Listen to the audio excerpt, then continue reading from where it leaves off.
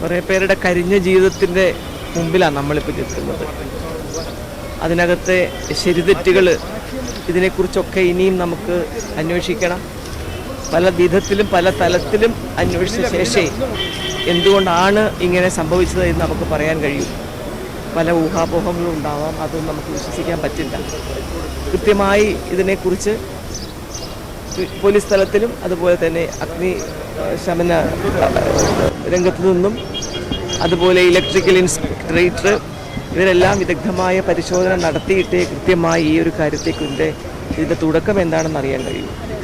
വളരെ ദൗർഭാഗ്യകരമായി പോയി. പ്രത്യേകിച്ച് നമ്മുടെ കോഴിക്കോടുള്ള ഏറ്റവും വലിയ ഒരു ഷോറൂമും അതോടൊപ്പം തന്നെ ഏറ്റവും വലിയൊരു ഗോഡൗണുമുള്ള ആൾക്കാരാണ് നമ്മുടെ ഈ കാലിക്കറ്റ് ക്ലോത്ത്സും കാലിക്കറ്റ് ഫർണിഷിങ്ങും എല്ലാം ആയിട്ടുള്ള നമ്മുടെ ഈ ഒരു ഷോപ്പ്, എല്ലാം തുണിത്തരങ്ങളെല്ലാം കിട്ടുന്ന ഈ ഷോപ്പ്. അപ്പോൾ അതുകൊണ്ട് തന്നെ ഞങ്ങൾ ഉദ്യോഗസ്ഥ തലത്തിൽ ഇന്ന് സ്റ്റിയറിംഗ് കമ്മിറ്റി പ്രത്യേകമായി വെച്ചിട്ടുണ്ട്. അപ്പോൾ ആ തലത്തിലൊക്കെ എന്തെല്ലാം കാര്യങ്ങൾ നമുക്ക് ചെയ്യാൻ കഴിയും, നമ്മുടെ ഭാഗത്തു നിന്നുണ്ടായ കാര്യങ്ങൾ, അതിൻ്റെ കാരണങ്ങൾ, ഇതൊക്കെ കോർപ്പറേഷൻ തലത്തിൽ ഞങ്ങൾ ഇന്ന് അന്വേഷിക്കും. അതിനുശേഷമേ എന്ത് ചെയ്യണം എന്നതിനെക്കുറിച്ച് ചിന്തിക്കാനാവൂ. ഇത് നമുക്ക് ഒറ്റയ്ക്ക് ചെയ്യാൻ പറ്റുന്ന കാര്യങ്ങളല്ല. ഇതെല്ലാവർക്കും ഒരു പാഠമാകണം. ഇടയ്ക്കിടയ്ക്ക് ഉണ്ടാവുന്ന, പ്രത്യേകിച്ച് നമ്മുടെ പഴയ കെട്ടിടങ്ങളിൽ ഇടയ്ക്കിടയ്ക്ക് ഇങ്ങനെ തീപിടുത്തം ഉണ്ടാവുമ്പോൾ കൃത്യമായിട്ട് അതിൻ്റെ ശാസ്ത്രീയമായിട്ടുള്ള കാര്യങ്ങളെക്കുറിച്ച് നമുക്കൊരു അവബോധം ഉണ്ടാവുകയും അത് കർശനമായിട്ട് നടപ്പിലാക്കുകയും വേണമെന്ന് മാത്രമേ ഈ സമയത്ത് പറയാനുള്ളൂ.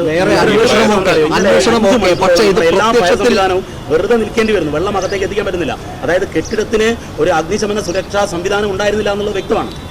അഗ്നിരക്ഷാ ശമന ഉപാധി എന്ന് പറയുമ്പോൾ ഇത് പഴയ കെട്ടിടമാണ്. AC ആവുമ്പോൾ നമ്മൾ എന്ത് ചെയ്യുക, എല്ലാം കൊട്ടി അടയ്ക്കുകയാണ് AC ആയതുകൊണ്ട്. അതുകൊണ്ടാണ് നമുക്ക് ആ ഒരു ആക്സസ് ഇല്ലാതെ പോയത്.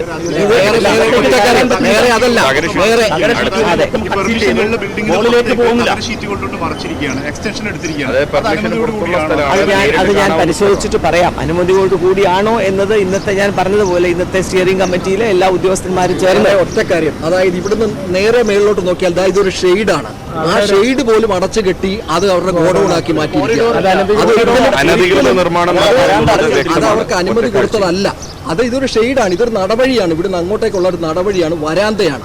ആ വരാന്ത പോലും കെട്ടിയടച്ച് ഷീറ്റ് ഇട്ടിട്ട് അത് അവർ AC ആക്കി അവരവരുടെ ഗോഡൌണാക്കി പ്രവർത്തിക്കുന്നു. ഇത് കോർപ്പറേഷൻ കണ്ടില്ലേ, അതോ കോർപ്പറേഷന്റെ അനുമതിയോടുകൂടി ചെയ്യുന്നതാണ്? അത് ഞാൻ പറഞ്ഞില്ലേ, ഞാനിപ്പോൾ ആയതാണ്. ഞങ്ങൾ വന്ന ശേഷം ഈ അനുമതി കൊടുത്തായിട്ട് ശ്രദ്ധയിൽപ്പെട്ടിട്ടില്ല.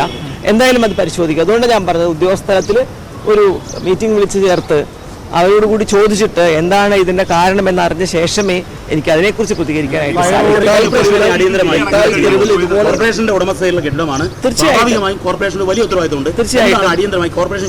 അടിയന്തരമായിട്ട് നന്നാക്കുക എന്നല്ലാതെ നമ്മുടെ മുമ്പിൽ മറ്റൊന്നുമില്ലല്ലോ ഈ കാര്യങ്ങളിൽ.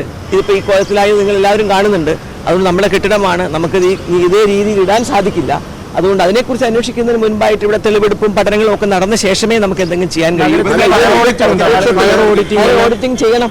തീർച്ചയായിട്ടും എല്ലാ കെട്ടിടത്തിലും ഫയർ ഓഡിറ്റിംഗ് ചെയ്യാനുള്ള ഒരു മുന്നറിയിപ്പ് കൂടിയാണ് വാസ്തവത്തിൽ ഇങ്ങനെ ഒരു സംഭവം.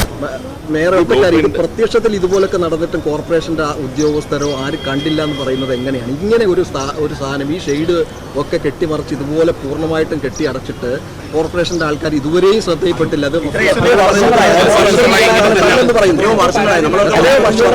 അതാ ഞാൻ പറഞ്ഞത്, നമ്മൾ വന്ന ശേഷം ഇത് എന്റെ ശ്രദ്ധയിൽ പെട്ടിട്ടില്ല എന്ന് പറഞ്ഞതിന്റെ കാരണം അതാണ്. അതുകൊണ്ടാണ് ഉദ്യോഗസ്ഥ തലത്തിൽ ഇന്ന് മീറ്റിംഗ് വിളിക്കും.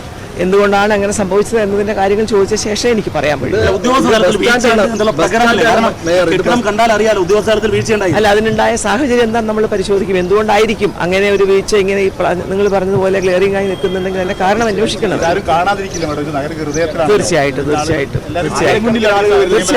തീർച്ചയായിട്ടും അതുകൊണ്ട് അങ്ങനെ പാഴ്ച പറ്റിയിട്ടുണ്ടെങ്കിൽ നമ്മൾ പാഴ്ച പറ്റിയെന്ന് പറയുമെന്നല്ലാതെ നമുക്കതിനെ ഡിഫെൻഡ് ചെയ്യാൻ സാധിക്കില്ല. അതുകൊണ്ടാണ് ഞാൻ നേരത്തെ പറഞ്ഞത്, ഒരു മീറ്റിംഗ് വിളിച്ചു കൂട്ടി ഇതിന്റെ കാര്യങ്ങൾ എല്ലാവരോടും അന്വേഷിക്കാതെ നമുക്ക് ഇതിനെക്കുറിച്ചൊന്നും ഹൗസിലല്ല, സ്റ്റിയറിംഗ് കമ്മിറ്റി, നമ്മളൊരു മന്ത്രിസഭ പോലെ എല്ലാ ചെയർപേഴ്സൺസും അതുപോലെ എല്ലാ ഡിപ്പാർട്ട്മെന്റൽ ഹെഡ്സും ചേർന്നുള്ള ഒരു മീറ്റിംഗ് ആയിരിക്കും. അതിനുശേഷം അന്വേഷിച്ച ശേഷമേ ഇതിനെക്കുറിച്ച് റിപ്പോർട്ട് അല്ല, ഇത് നമ്മളെ കോഴിക്കോട് പല സ്ഥലത്തും നമ്മൾ കാണുന്നുണ്ട്. പക്ഷേ അത് നമ്മൾ നീക്കി ഇങ്ങോട്ട് പോരുമ്പോഴേക്കും അത് വീണ്ടും ചെയ്യണം. അവർക്ക് കൂടിയുള്ള ഒരു മുന്നറിയിപ്പായിട്ടാണ് എനിക്ക് തോന്നുന്നത്. ഇങ്ങനെയൊക്കെ ചെയ്യുമ്പോഴും ചെറിയൊരു കാര്യത്തിന് വേണ്ടി നമ്മൾ ഇങ്ങനെയുള്ള കാര്യങ്ങൾ ചെയ്യുമ്പോൾ അത് വലിയ വിപത്തിലേക്ക് നയിക്കും എന്നതിന് പ്രത്യക്ഷ ഉദാഹരണമാണിത്.